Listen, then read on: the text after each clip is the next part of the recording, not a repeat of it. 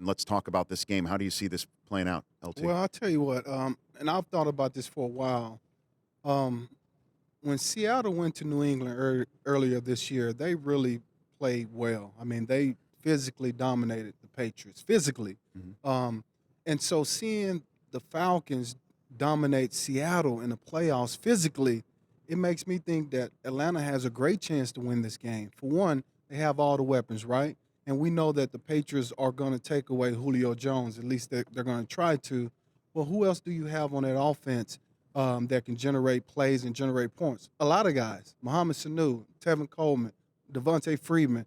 You know, the list goes on and on. They have guys. All right? the tight ends that nobody's ever heard of, right? The tight end scores are like, who? Exactly. Who's that guy? Right. But also they have the offensive line.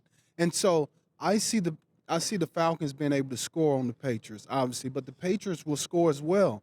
But I think it's going to come down to the Falcons have made plays on defense, timely plays, turnovers, interceptions, sack fumbles.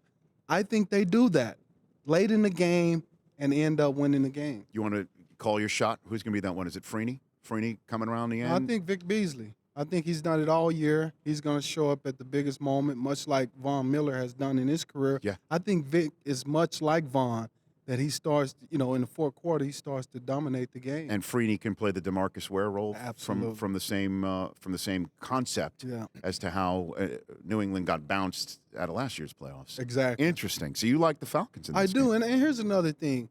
Looking at that defense that Dan Quinn has built, it's built in the image of a Seattle. When you see that team, they fly to the ball, Rich. It's always 2 and 3 people around the football at all times. That's why they generate so many turnovers. And then, obviously, the last team to have beaten New England this year was Seattle. Yes. How about them apples? All right, so we found ourselves a Falcon, a guy who's taking the Falcons here. The Rich Eisen Show, weekdays at noon Eastern on Audience.